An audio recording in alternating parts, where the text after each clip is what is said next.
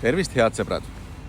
Täna teen teid tuttavaks ühe väga ohtliku puitu lagundava seenega. Nimelt on tegemist lamesüsikuga.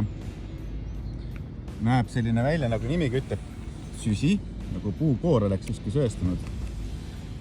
Aga tegelikult peidab enda taga üsna laiaulatuslikku hävingut puidu puu juurekaela allosas.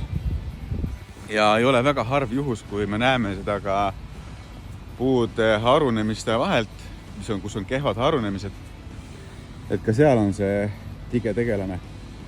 Aga selle seene tõttu me selle puuga täna raiume. Kurb, aga midagi teha ei ole. Ja lamesüsiku kõrval siis on lihtsalt Fiskars labidat kasutatud näitamaks seda seene laastamistööd. Aga puu on ju tegelikult ilus lopsakas ja kuiva oksa nagu ei olegi võras sees. Aga jah,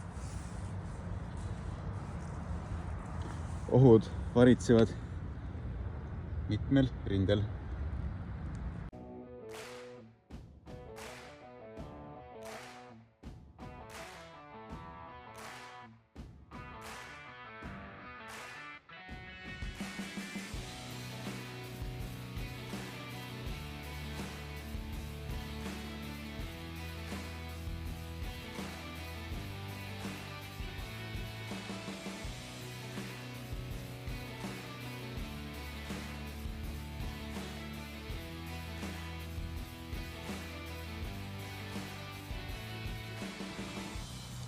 Nõndaks peale raiet on nüüd lamesüsiku hävitustöö näha.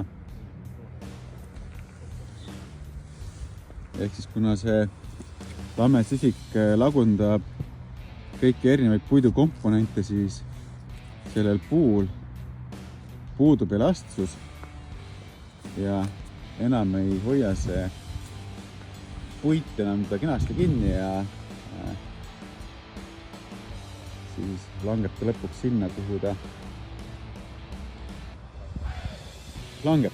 Et see nüüd on taaskord väike meeldetuletus, et tasub kutsuda oma kõrghaljastust kaardistama kutsetunnistusega arborist, kes märkab näiteks neid pisikesi kehvasti nähtavaid seeni ja tegelikult oskavad ka öelda pelgalt tegelikult välimuse põhjal, mis puus sees toimub.